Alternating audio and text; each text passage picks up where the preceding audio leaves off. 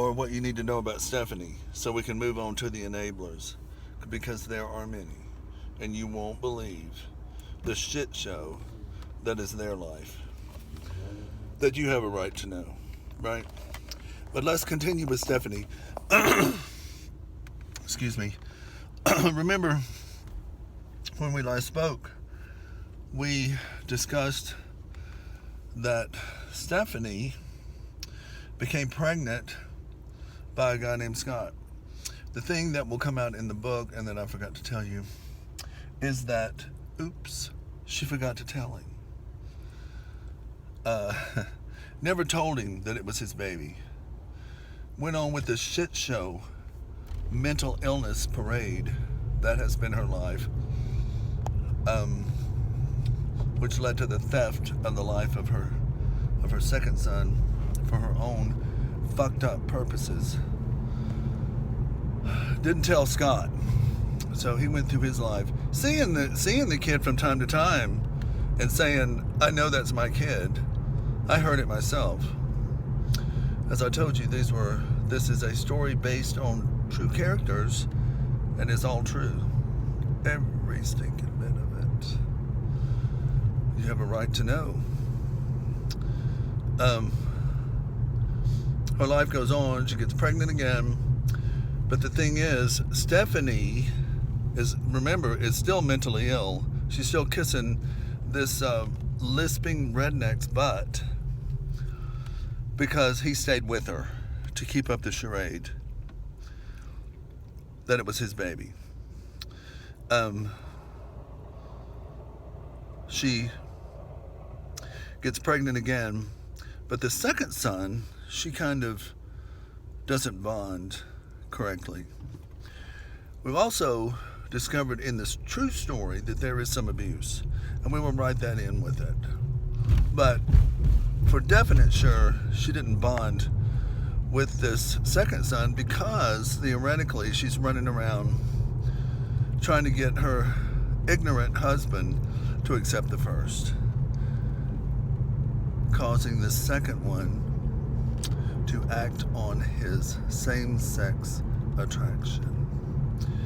Having been thrown out as a teenager of the private school for inappropriate behavior, not important, probably grabbed some kid's crotch. Also, as never having had a girlfriend, she knew he was gay. So we roll on until he's an adult. He's over 18. She decides to hire a private detective. Now, why would a mother who knows her son is gay, a mother knows, I don't care what she says, knows he's gay, never had a girlfriend, little different than the rest of them. Why would she spend over $50,000 over 1 year with a private detective company from Memphis to find out if he's gay or not? What's the word? It's fear. Fear of losing something. You don't pay $50,000. He's got a lot of money, obviously. You don't pay $50,000 on something you already know unless you're afraid to lose something. And that can only be matched up with afraid of losing her redneck husband. Remember, she's poured everything into this redneck since day one because he hates gays, right?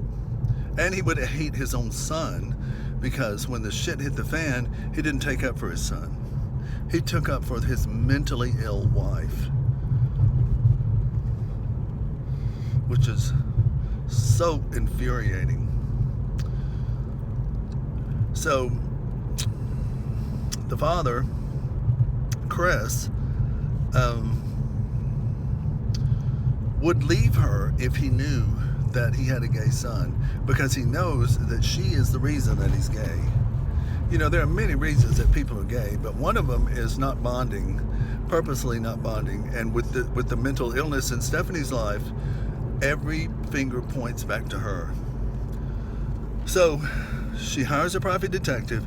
She pays $50,000 for several private detectives, which $50,000, by the way, pays the entire yearly salary of at least one of the detectives. So of course she gets pretty chummy with these people. She's paying their bills. So she obtains illegally text messages, illegally obtained text messages, and has him followed and find out that he's gay. Okay, so what happens then? When she finds out in the affirmative, because remember, it's fear, falling out in the yard, having to be hospitalized, sedated, because you have a gay son, it doesn't add up. There is some abuse that will be written into the story.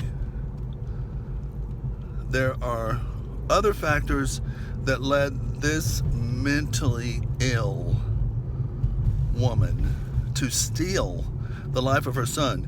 She's admitted to the hospital, sedated for days. When she gets out, she has time to think about it. What does she do? She badgers her son into proving that he's not gay. And he goes out and gets a girl pregnant. Deliberately. She deliberately stole his life. And